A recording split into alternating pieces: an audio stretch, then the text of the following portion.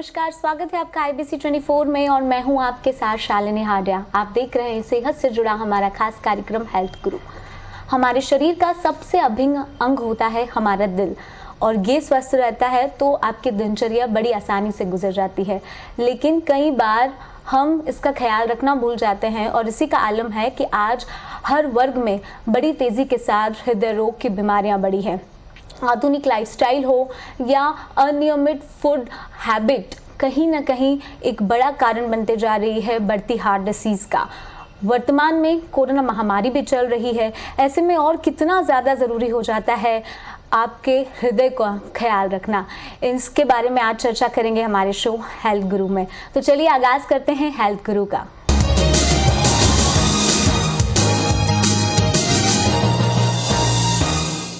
Indore Apollo hospital से आज हमारे साथ जुड़ रहे हैं senior consultant and interventional cardiologist doctor Siddharth Jain. बहुत बहुत स्वागत है डॉक्टर जैन आपका। नमस्कार, थैंक यू। डॉक्टर जैन, जिस तरह के मौजूदा दौर से हर कोई गुजर रहा है, काफ़ी चुनौतीपूर्ण ये दौर है, क्योंकि देखा जाए तो कोरोना महामारी ऊपर से हार्ट पेशेंट्स कितना ज़्यादा चैलेंजिंग। देखिए, 2020 में पूरा विश्व कोरोना महामारी से जूझ रहा है और 29 सितंबर को हर साल हम वर्ल्ड हार्ट डे मनाते हैं। इस साल भी वर्ल्ड हार्ट डे बनाना है, लेकिन अब की बार वर्ल्ड हार्ट डे बड़ा अलग तरीके से मनाया जा रहा है, क्योंकि हम बड़े बड़े आयोजन करते हुए हम नहीं कर पा रहे। तो हमारा उद्देश्य सारे हार्ट स्पेशलिस्ट, कार्डियोलॉजिस्ट, डॉक्टर्स का कि जनता तक जाए और जनता को समझाए कि अपने दिल का ख्याल कैसे रखे, और कोरोना के टाइम पे, कोरोना के काल में स्पेशल ख्याल रखने की ज़रूरत है। हमारे जो दिल के मरीज़ हैं, हमारे पेशेंट्स हैं, मैं उन्हें कहना चाहूँगा कि कोरोना की बीमारी में हार्ट के पेशेंट्स को स्पेशल ख्याल रखने की ज़रूरत होती है। कोरोना की बीमारी करीब 15% लोगों में दिल पे डायरेक्ट इफेक्ट डालती है। इसके अलावा यदि कोरोना की बीमारी किसी को होती है और उन्हें हार्ट की बीमारी, डायबिटीज़ या ब्लड प्रेशर है, तो उनमें इसके दुष्परिणाम यानी साइड इफेक्ट्स और ज़्यादा कॉम्प्लिकेशंस होने के चांसेस बढ़ जाते हैं। तो प्लीज़ अपना ख्याल एक्स्ट्रा रखिए, अपनी दवाइयाँ बिल्कुल नियमित समय पे ले, अपने चेकअप को मिस मत करिए, अपने टेस्ट रेगुलर कराइए और अपना जितना हो सके स्वस्थ जीवन शैली, एक्सरसाइज, इम्यूनिटी का ध्यान रखिए। यह स्पेशल मैसेज मैं देना चाहूँगा इस वर्ल्ड हार्ट डे पे कोरोना पेंडेमिक के दौरान। हमने लगातार इस बात को बहुत ज़्यादा नोटिस किया कि हार्ट पेशेंट्स की किस तरह की डिसीज़ होती है, और ये भी देखा जाता है कि पारिवारिक क्या ये पीढ़ी दर पीढ़ी होता है। क्या मौजूदा दौर में इस तरह की स्थिति अभी भी निर्मित है क्या? देखिए, हार्ट डिजीजेस बहुत प्रकार की होती है, पर नॉर्मली हम जिस हार्ट डिजीज़ की बात करते हैं वो हार्ट अटैक या हार्ट की आर्टरीज के ब्लॉकेज के कारण होने वाले हार्ट में डैमेज और हार्ट फेलियर होता है, जिसको कोरोनरी आर्टरी डिजीज़ कहते हैं। हार्ट डिजीज़ पारिवारिक होती है, जो कॉन्जेनाइटल हार्ट डिजीज़ या जन्मजात हार्ट के विकार होते हैं। वो कॉन्जेनाइटल हार्ट डिजीज़ जैसे दिल में छेद है, होल है, या कोई बचपन से वॉल की बीमारी है, वो पारिवारिक होती है। पर जो हमारी कोरोनरी आर्टरी डिजीज़ यानी दिल की धमनियों में ब्लॉकेज की जो समस्या होती है, उसमें कुछ कारण पारिवारिक होते हैं, पर ज़्यादातर उसमें रोल हमारी जीवन शैली का होता है। तो यदि आपके परिवार में काफ़ी हार्ट डिजीज़ है, आपके फादर, मदर, नाना जी, चाचा जी, दादाजी में हार्ट डिजीज़ है, डायबिटीज़ है, तो आपको होने की संभावना अधिक रहेगी। पर इसका मतलब ये नहीं कि आपको हार्ट डिजीज़ होगी ही होगी। यदि आप स्वस्थ जीवन शैली को अपनाते हैं, उससे बचने के लिए जो जो तरीके डॉक्टर्स बताते हैं अच्छा वो सब फॉलो करते हैं, तो आप हार्ट डिजीज़ से काफ़ी हद तक बच सकते हैं। हार्ट डिजीज़ में जो मेजर आज हिंदुस्तान में और पूरे वर्ल्ड में लोग जिस समस्या से जूझ रहे हैं, वो हार्ट अटैक या कोरोनरी आर्टरी डिजीज़ से हम बिल्कुल बच सकते हैं। उससे कैसे बच सकते हैं समझना हम सबके लिए बहुत बहुत ज़रूरी है। बहुत महत्वपूर्ण बात आपने साझा की। हम इस सिचुएशन को समझना चाहेंगे कि जब हार्ट अटैक आता है तो क्या वजह से आता है, और एकदम से आ रहा है तो परिवार के लिए हॉस्पिटल तक पहुंचाने से पहले क्या कुछ इमरजेंसी के तौर पर इस्तेमाल करना चाहिए? देखिए, हार्ट अटैक, दिल का दौरा, हृदयाघात, यह जो समस्या होती है बहुत ही इमरजेंसी सिचुएशन होती है। इसके लक्षण समझना बहुत ज़रूरी है। यदि आपको हार्ट डिजीज़ होने की रिस्क है, आपको शुगर है, ब्लड प्रेशर है, मोटापा है या ऑलरेडी हार्ट की बीमारी है, और आपको सीने में दर्द, जलन, घबराहट, बेचैनी या छाती पर दबाव महसूस होता है, साथ में पसीना आता है ठंडा ठंडा, या बहुत ज़्यादा घबराहट और बेचैनी होती है, तो आपको मानना पड़ेगा कि हो सकता है ये हार्ट अटैक के लक्षण हो। तो इसका इलाज खुद घर पे करना तो बहुत मुश्किल है। सबसे महत्वपूर्ण सलाह है कि तुरंत आपको इमरजेंसी में किसी ऐसी जगह जाना चाहिए, ऐसे अस्पताल में, ऐसे डॉक्टर क्लिनिक के पास पहुंचना चाहिए जहां पे ECG और अन्य जो डायग्नोसिस, निदान किए जाते हैं हार्ट डिजीज़ के, हार्ट अटैक के, उसकी सुविधा उपलब्ध हो और जल्दी से जल्दी आपको सही और समुचित इलाज मिल सके। फिर भी हाँ, इमरजेंसी में यदि आपको लग रहा है कि कोई पेशेंट आपके घर में किसी को या आपके परिवार में, ऑफिस में किसी कलीग को हार्ट अटैक का दौरा पड़ा है, तो ज़्यादा से ज़्यादा आप ये कर सकते हैं कि एक डिस्प्रिन की जो एस्प्रिन की गोली होती है वो उसे खिला सकते हैं, एक नाइट्रेट सॉर्बिट्रेट टाइप की गोली उसको दे सकते हैं, और जल्दी से जल्दी उनको इमरजेंसी में एम्बुलेंस बुला के, एम्बुलेंस आने में समय लगे तो अपनी गाड़ी में ले जाके नज़दीकी अस्पताल जहाँ हार्ट डिजीज़ की इलाज की सुविधा है वहाँ उनको ले जाए, वही सबसे अच्छी चीज़ हम कर सकते हैं। बहुत बार ये होता है कि हार्ट अटैक के पेशेंट को टाइम ही नहीं मिलता और तुरंत पेशेंट कोलैप्स हो जाता है। तो ऐसे केस में आपको जो CPR होता है, हार्ट की पंपिंग जो हम करते हैं, यदि आपको उसकी ट्रेनिंग नहीं मिली है तो प्लीज़ मैं चाहूँगा मैक्सिमम लोग CPR बेसिक हार्ट की पंपिंग करने के लिए ट्रेनिंग ले, उसमें दक्ष हो, और CPR करके पंपिंग करके जब तक एम्बुलेंस या कोई नर्स या डॉक्टर पेशेंट तक नहीं पहुँचता है तब तक यदि आप हार्ट की पंपिंग करेंगे तो पेशेंट को बचाए जाने की संभावना बहुत अधिक बढ़ जाती है। डॉक्टर जैन, हार्ट अटैक से कैसे बचा जा सकता है, क्योंकि मौजूदा लाइफस्टाइल बहुत ज़्यादा मॉडर्न हो गई है, लोग अपना ख्याल नहीं रख पाते हैं, क्या सजेशन देना चाहेंगे? देखिए, जैसा मैंने कहा, हार्ट डिजीज, जब हार्ट अटैक, हार्ट के ब्लॉकेजेस की बात करते हैं तो ये लाइफस्टाइल, जीवन शैली से संबंधित रोग है, और इसकी उत्पत्ति को हमको समझना पड़ेगा कि ये क्यों हो रही है। आज के 5,000 10,000 साल पहले हार्ट अटैक इतना कॉमन नहीं होता था, क्योंकि लोग सब शारीरिक रूप से सक्रिय होते थे, मेहनत करते थे। अभी आज का जो आपने कहा मॉडर्न लाइफस्टाइल का मतलब क्या हो गया है, उसके जो दुष्परिणाम है, जो गलत चीज़ें हैं, जैसे हम लोगों की एक्टिविटी बहुत कम हो गई है। हम लोग ऑफिस में, हमारे घर में सोफे पे, चेयर पे हमेशा बैठे रहते हैं, पैदल चलना फिरना बहुत कम हो गया है, फिजिकल एक्सरसाइज या व्यायाम हम लोग बहुत कम कर रहे हैं, हमारा खाना पीना काफ़ी बिगड़ चुका है। जितनी नेचर के, प्रकृति के करीब की चीज़ें हमें खानी चाहिए, उसकी बजाय हम प्रोसेस फूड और बहुत ज़्यादा गरिष्ठ और तला गला खाना हम लोग खाते हैं। इसके अलावा हमारा मेंटल जो स्ट्रेस लेवल होता है, जो मानसिक तनाव है, वो बहुत बढ़ गया है। जितनी मॉडर्न लाइफस्टाइल है, उतने बड़े बड़े शहर है, उतनी भागम भाग है, हर कोई अपनी ज़िंदगी में लड़ाई लड़ रहा है, दिन भर भाग रहे हैं, सुबह जल्दी उठ के भाग रहे हैं और प्रॉपर नींद नहीं ले पा रहे हैं, अपने आप को समय नहीं दे पा रहे, अपने परिवार को, मित्रों को समय नहीं दे पा रहे हैं, मन में अंदर डिप्रेशन, अवसाद है।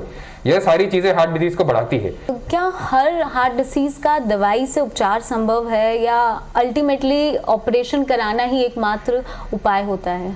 देखिए, यह एक बहुत अच्छा सवाल पूछा आपने। लोगों में बहुत सारी भ्रांतियां हैं या गलतफहमी है कि हार्ट डिजीज़ के डॉक्टर्स के पास जाएंगे तो वो कुछ हार्ट की बीमारी निकलेगी तो हमारा ऑपरेशन हो जाएगा। ऐसा बिल्कुल नहीं होता है। हार्ट डिजीज़ की जो भी हम जांचें करते हैं, जिसमें एंजियोग्राफी जांच भी सम्मिलित होती है, जब भी हम पेशेंट से एंजियोग्राफी बात करते हैं तो पेशेंट डर जाते हैं, बोले नहीं डॉक्टर साहब, आप एंजियोग्राफी होगी तो फिर हमको ऑपरेशन होगा, एंजियोप्लास्टी होगी, स्टेंट लगेगा या बाईपास होगा। ऐसा नहीं है। यदि पेशेंट कोई हार्ट अटैक में और लेट स्टेज में आ रहा है और ऑलरेडी हार्ट में डैमेज है, ब्लॉकेजेस काफ़ी बढ़ गए हैं, और फिर डॉक्टर एंजियोग्राफी करते हैं तो बहुत सारे ब्लॉकेजेस निकलेंगे, तो फिर उनको ऑपरेशन की सलाह देनी पड़ेगी।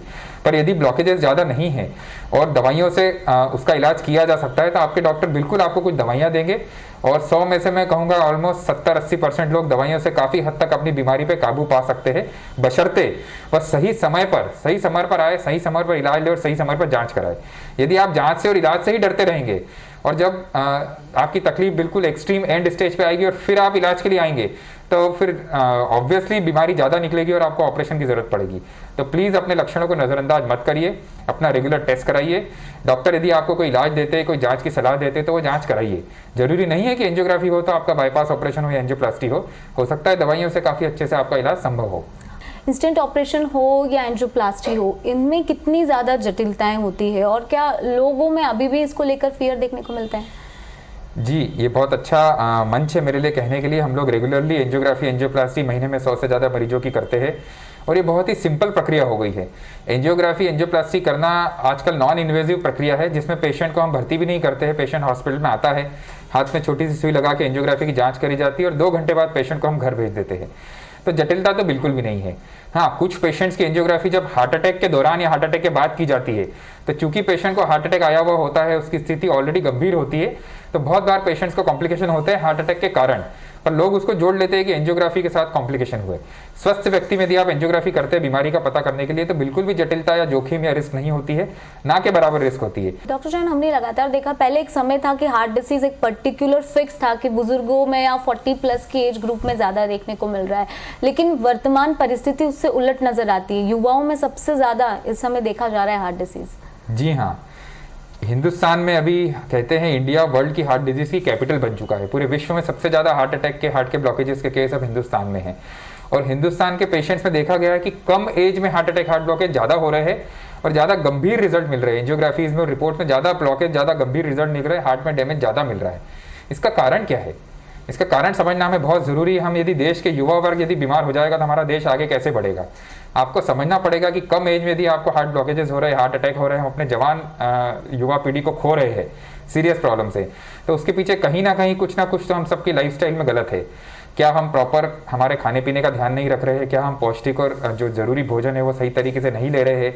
क्या हम हमारी जीवन शैली बिगाड़ रहे हैं? क्या हमारी युवा पीढ़ी कम सक्रिय हो गई है? क्या आप एक्सरसाइज नहीं कर रहे हैं? क्या आप बहुत ज़्यादा तंबाकू का, नशे का या व्यसन का सेवन कर रहे हैं? मोस्ट इंपॉर्टेंट प्रिवेंटेबल कॉज मैं कहूँगा यंग हार्ट अटैक में जो होता है, जिस चीज़ को हम तुरंत ठीक कर सकते हैं वो है तंबाकू का, बीड़ी सिगरेट और तंबाकू का सेवन। यंग लोग आपने देखा है आजकल ज़्यादातर लोग तंबाकू खाते, बीड़ी सिगरेट पीते, उससे हार्ट अटैक आने की संभावना बहुत बढ़ जाती है। तो हमारे यंगस्टर्स को यदि हम कहेंगे कि ज़्यादा एक्टिव रहे, ज़्यादा सक्रिय रहे, एक्सरसाइज करे, खुश रहे, प्रसन्नचित रहे, नींद पूरी ले, अपना स्क्रीन टाइम कम करे, अपना खाना पीना पौष्टिक रखे, सही तरीके से भोजन ले और तंबाकू, बीड़ी, सिगरेट, अल्कोहल से दूर रहे, तो ये जो हार्ट अटैक यंग लोगों में बढ़ रहा है इस पर काफ़ी हद तक हम काबू पा सकते हैं। बहुत ही महत्वपूर्ण जानकारी आपने साझा की और बहुत अच्छी टिप देने की कोशिश की, क्योंकि हम देख रहे हैं कि जो मॉडर्न लाइफस्टाइल है उसके हिसाब से जो प्रिकॉशन और जो आपको अपनी डेली लाइफ में चीज़ों को एड ऑन करना चाहिए वो फिलहाल नहीं हो पा रहा है। इसी का एक बड़ा कारण है कि जो हार्ट डिसीज़ है वो बहुत ज़्यादा तेज़ी के साथ बढ़ रहे हैं। हमने ये भी देखा कि दुनिया भर में एक बड़ा कारण मौत का हार्ट डिसीज़ सामने आया है। हालांकि मेडिकल साइंस ने भी अब बहुत ज़्यादा तरक्की कर रही है और इसी का एक बड़ा कारण है कि आज मौजूदा दौर में हर पद्धति से इलाज जो है वो संभव हो पाया है। और क्या कुछ बदलाव इस दौरान हमें देखने को मिलते हैं? वर्तमान में कौन सी ऐसी पद्धति है जिसका इस्तेमाल सबसे अधिक किया जा रहा है? इन सब के बारे में भी जानकारी आपको देंगे हेल्थ गुरु में। आज हमारे साथ इसमें मौजूद है इंदौर अपोलो हॉस्पिटल से chief cardiac surgeon doctor Mohammad Ali. Doctor Ali, बहुत बहुत स्वागत है आपका IBC 24 में। जिस तरह से हमने डॉक्टर जैन से बात की, वो उन्होंने काफ़ी जानकारी साझा की कि किस तरह से सर्जरीज होती है। क्या इसके अलावा भी कुछ उपचार संभव है क्या हार्ट डिसीज़ के लिए? Doctor Jain, I am sure आपसे बात करी होगी एंजियोप्लास्टी के बारे में। हार्ट डिसीज़ की बारे में जब बात करते हैं तो जब ट्रीटमेंट की खास तौर पर बात करते हैं तो we talk in terms of 3 modalities. 3 तरीक़ों से इलाज होता है। पहला, जिससे शुरुआती हमेशा मेडिसिन्स होती हैं, we always start with medicines, और फिर डायग्नोज करते हैं अगर ब्लॉकेजेस कितने हैं एंजियोग्राफी के द्वारा। अगर वो ज़्यादा हैं, 70% से ऊपर हैं, तो फिर कोई ना कोई इंटरवेंशन करना पड़ता है। अगर वो बड़ी नस में है स्पेशली, तो उसके लिए हम एंजियोप्लास्टी का रास्ता चूज़ कर सकते हैं, बाईपास चूज़ कर सकते हैं। ख़ास तौर पे अगर 2 से ज़्यादा नसों में बीमारी है या एक ही नस में मल्टीपल जगह ब्लॉकेजेस हैं, तो bypass surgery is proven to give more benefit. ये लिटरेचर में प्रूवन है कि बाईपास सर्जरी से पेशेंट्स को ज़्यादा बेनिफिट होता है। और दूसरी चीज़, अगर मल्टीपल ब्लॉकेजेस हैं, उसके अलावा अगर पेशेंट को डायबिटीज़ है या उसका हार्ट का फंक्शन ऑलरेडी कमज़ोर है, इजेक्शन फ्रैक्शन 35% से कम है, तो उन पेशेंट्स को बाईपास सर्जरी से ज़्यादा फ़ायदा होता है। बाईपास सर्जरी से हर कोई घबराता ज़रूर होगा और आपके पास भी जब आते होंगे तो बहुत सारे सवाल जहन में होते होंगे मरीज़ को। किन मरीज़ों के लिए बाईपास सर्जरी आज के समय में ज़रूरी हो चुका है? जैसे मैंने बताया आपको कि डायबिटीज़ और कम हार्ट फंक्शन वाले मरीज़ों के लिए बहुत बेनिफिशियल है। और पहले जब हार्ट सर्जरी या बाईपास सर्जरी के बारे में बात करते थे हम, तो एक आदमी के दिमाग में रहता था कि मल्टीपल कट्स लगेंगे उसको, एक सीने में कट लगेगा, एक हाथ में से नस निकालेंगे, पैर में से नस निकालेंगे।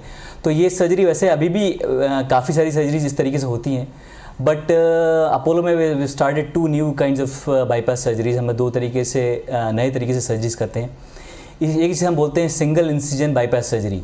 उसमें सिर्फ एक कट लगता है सीने पे और हम सीने के अंदर की नसें निकाल के 4 या 5 बाईपासेस उन्हीं 2 नसों से कर देते हैं, तो हाथ पैर में कोई कट नहीं रहता है पेशेंट को। दूसरी जो एक और पद्धति है नई जो बहुत पॉपुलर है आजकल, वो है मिनी CABG, जहाँ हम instead of cutting the breast bone, यहाँ से छाती खोलने की जहाँ हम साइड में से चीरा लगाते हैं और हड्डी को काटने की जगह सिर्फ हड्डी के बीच की स्पेस को चौड़ा कर देते हैं। उससे हम 1 या 2 बाईपासेस कर सकते हैं। तो ये 2 नई चीज़ें हैं जो अब हमारे पास अवेलेबल हैं और वी आर पेशेंट सेटिस्फेक्शन बढ़ जाता है इन चीज़ों से अगर वो देखता है कि मल्टीपल कट्स नहीं हैं। तो ये कुछ नई चीज़ें हैं जो हम लोग कर रहे हैं and we are getting good results out of it. ये बहुत अच्छी बात है। डॉक्टर ये भी समझना चाहेंगे क्योंकि लोगों में डर होता है, फिर अगर एक बार हो चुका है ऑपरेशन, उसके बाद क्या लगता है कि वो वापस से दोबारा अपनी ज़िंदगी वही आसानी से जी सकते हैं, या हर बार वो एक दिमाग में प्रेशर रहता है कि नहीं आपकी लाइफ बदल चुकी है? हाँ, ये भी एक वैलिड क्वेश्चन है। बहुत मिथ्याएं हैं इस बारे में कि बाईपास सर्जरी के बाद आदमी कांच का बर्तन हो जाता है और फिर कुछ कर नहीं पाता है और 6 महीने तक आराम करना पड़ता है। तो I think nothing can be further from truth. इससे दूर कोई बात नहीं हो सकती सच्चाई में। हम लोग जब बेड रेस्ट की बात करते हैं ऑपरेशन के बाद, तो वी टॉक ऑफ 3 days, 3 दिन का बेड रेस्ट रहता है जब वो पेशेंट आईसीयू में रहता है। चौथे दिन से पेशेंट वार्ड में चले जाता है और वो चलता फिरता है। 5वें 6ठे दिन से we make them climb stairs, वो सीढ़ियाँ चढ़ते उतरते हैं, इंडिपेंडेंट हो जाते हैं। And most of the patients get independent by 6th और 7th डे। 6ठे 7वें दिन वो अपनी दिनचर्या खुद कर सकते हैं, खुद वो वॉक कर लेते हैं, सीढ़ी चढ़ उतर पाते हैं। जब ये कर पाते हैं तो हम उनको डिस्चार्ज कर देते हैं। तो ये टाइमलाइन है उनके हॉस्पिटल की। और अगर वो डेस्क जॉब पे हैं तो हफ्ते भर के अंदर वो अपने ऑफिस जा सकते हैं। और अगर कोई मेहनत का काम करते हैं तो महीने से 1.5 महीने के अंदर, अगर वो ड्राइवर हैं या फार्मर हैं और हेवी वर्कर हैं, तो वो महीने से 1.5 महीने में वो अपने काम पे जा सकते हैं पूरा। There is no permanent deficit. Actually वो अपनी लाइफ स्टाइल ज़्यादा अच्छे से कर सकते हैं, because then they have no fear of heart attack. Main benefit जो बाईपास सर्जरी का वो यही है कि उसके बाद हार्ट अटैक आने की संभावना ना के बराबर हो जाती है। डॉक्टर अली, कई पेशेंट्स आपके पास ऐसे भी आते होंगे जो चाहते होंगे कि एंजियोप्लास्टी पे जाए या फिर बाईपास सर्जरी पर। कैसे आप लोग आइडेंटिफाई करते हैं कि कौन से मरीज के लिए कौन सी थेरेपी ज़्यादा ठीक रहेगी? एंजियोप्लास्टी यूजुअली 1 या 2 रसों के ब्लॉकेज के लिए ठीक रहती है। अगर इससे ज़्यादा ब्लॉकेज रहते हैं या एक ही नस में मल्टीपल ब्लॉकेज हैं या पुराने ब्लॉकेज है, कठोर ब्लॉकेज जिसे बोलते हैं हम, CTOs, तो उनके लिए फिर बाईपास सर्जरी बेहतर रहती है। और बाईपास सर्जरी का एक एडवांटेज ये भी है कि जैसे स्टेंट में जहाँ पर ब्लॉकेज है वहीं पे इलाज होता है। तो अगर स्टेंट तो खुला रहा है पर उसके आगे पीछे भी ब्लॉकेज डेवलप हो सकते हैं। बाईपास सर्जरी का ये एडवांटेज है कि अगर जब आपने नई नस से खून सप्लाई करना शुरू किया तो वो फ्यूचर ब्लॉकेज को भी प्रिवेंट करता है। स्पेशली जो हम नई तकनीक यूज़ करते हैं जिसमें दोनों आर्टरीज छाती से निकालते हैं, उन आर्टरी से कुछ ऐसे केमिकल सिक्रीट होते हैं जो आगे नसों में ब्लॉकेजेस नहीं डेवलप होने देते। इसको हम नाइट्रिक ऑक्साइड बोलते हैं। तो ये जो दोनों नसें हम लगा के मल्टीपल बाईपासेस करते हैं तो उसकी खासियत ये है कि वो फ्यूचर ब्लॉकेजेस प्रिवेंट करती है। यही वजह है कि बाईपास सर्जरी से फ्यूचर ब्लॉकेजेस प्रिवेंट होते हैं और साथ में फ्यूचर हार्ट अटैक्स आने की संभावना बहुत कम हो जाती है। तो ये एक एडवांटेज है बाईपास सर्जरी का। और जैसे मैंने पहले बताया कि डायबिटीज़ वाले पेशेंट्स के लिए, क्योंकि उनकी नसें छोटी होती है, उसमें ज़्यादा कैल्शियम होता है, बाईपास सर्जरी बेहतर है। और अगर पेशेंट का हार्ट कमज़ोर है, उनको मल्टीपल अटैक्स आ चुके हैं, तो उस कंडीशन में भी पेशेंट को बाईपास सर्जरी से ज़्यादा फ़ायदा होता है। दूसरी कंडीशन वो है कि बाईपास सर्जरी के साथ में हमको कोई और सर्जरी करनी पड़े। कभी कभी क्या होता है कि पेशेंट्स का हार्ट इतना कमज़ोर हो जाता है कि उनकी वाल्व की पकड़ ढीली हो जाती है, उनको वाल्वुलर रिगर्जिटेशन शुरू हो जाता है, वाल्व में से लीकेज शुरू हो जाता है।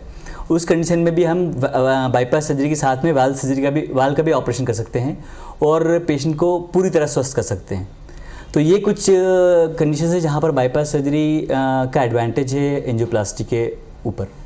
डॉक्टर अली, क्योंकि अभी परिस्थितियां बहुत ज़्यादा बदल चुकी है, कोरोना महामारी लगातार जारी है, ऐसे में हार्ट पेशेंट्स का ट्रीटमेंट कितना ज़्यादा चुनौतीपूर्ण हो रहा है और अभी क्या आप लोग इमरजेंसी केसेस ले रहे हैं? कैसा सिनेरियो देखते हैं आप? हार्ट डिसीज़ ही नहीं, बाकी सभी बीमारियों के लिए it's a very tough time. Covid के एरा में डायग्नोस करना, ऑपरेट करना, but we are taking all the precautions at our hospital Apollo में। हमारे यहाँ एक स्क्रीनिंग सिस्टम है बाकायदा जो पेशेंट्स को स्क्रीन करता है। OPD में पहुँचने से पहले हम कोई भी बड़ी सर्जरी के पहले उनकी कोविड की जांच करते हैं, जिसे RT-PCR बोलते हैं। अगर कोई भी डाउट रहता है, पेशेंट में थोड़े से भी सिम्टम्स लगते हैं, तो we do CT scan of the patients. So हम CT स्कैन और RT-PCR करने के बाद ही पेशेंट्स को सर्जरी के लिए लेते हैं। Because it is very unfair अगर पेशेंट सिम्टोमेटिक है, उसको हार्ट की प्रॉब्लम है और सिर्फ इसलिए उसका ऑपरेशन नहीं किया जाए कि अभी कोविड चल रहा है, तो I think this is very unfair. Because we have seen patients dying. उनको हमने ऑपरेशन अगर डिले किया है, डिनाई किया, तो वो मर सकते हैं। कुछ बीमारियाँ ऐसी होती है हार्ट की जहाँ पर अगर मेन नस में ब्लॉकेज है, जिसे लेफ्ट मेन डिसीज़ बोलते हैं, उस पेशेंट को अगर आपने ऑपरेट नहीं किया और वो घर चले जाता है और दवाई पे भी रिस्क रहती है कि ही कैन डाई सडनली, तो ऐसी बीमारियों को हम मतलब it is not ethical to not operate on them. हालांकि सब लोगों को रिस्क है, even health care staff is at risk during these operations, but हमारे पास आज पूरी सुविधा है अपोलो हॉस्पिटल्स में कि हम प्रॉपर किट्स का इस्तेमाल करते हुए ऐसे ऑपरेशंस करें और we are regularly doing it. And touchwood अभी तक हम लोगों ने कोई मेजर कॉम्प्लिकेशन देखी नहीं कोविड की। If you are screening them properly and selecting them properly, so we have had no major complication because of covid. Doctor ji, जाते जाते क्या मैसेज देना चाहेंगे IBC 24 के सभी व्यूअर्स को? कितना ज़्यादा ख्याल रखें इस समय अपना? हार्ट डे पे मुझे लगता है मैंने अभी तक जब भी कोई मैसेज दिया हार्ट डे पे, my single message is to start with exercise. I think exercise is the starting point for a healthy life. मैं ये नहीं बोलता कि आप 1 घंटे की एक्सरसाइज करो. I recommend you start with 10 minutes. अगर आपके पास जिम की मेंबरशिप नहीं है तो कोई प्रॉब्लम नहीं है. Just start with 10 minutes of walking, then you can increase it to brisk walking and then further to jogging. ये एक मेरे हिसाब से ऐसा एक हिंज पॉइंट है कि अगर आदमी ने एक बार एक्सरसाइज करना शुरू कर दी तो फिर वो व्यसनों से दूर हो जाता है. फिर वो जब खाता है तब सोचता है कि मुझे ये खाना चाहिए कि नहीं खाना चाहिए, and then he starts taking care of his life. बहुत बहुत शुक्रिया डॉक्टर अली हमसे बात करने के लिए. बहुत ही महत्वपूर्ण जानकारी आज हमने आपको साझा की, क्योंकि जिस तरह की दौर से इस समय हम सब गुजर रहे हैं, इसलिए बहुत ज़्यादा ज़रूरी है कि अपना ख्याल रखें और सबसे महत्वपूर्ण उस दिल का ख्याल रखें जिसकी वजह से आपके चेहरे पर मुस्कुराहट बढ़ी रहती है. आज के हमारे इस खास पेशकश में इतना ही. मुझे दीजिए इजाज़त. धन्यवाद.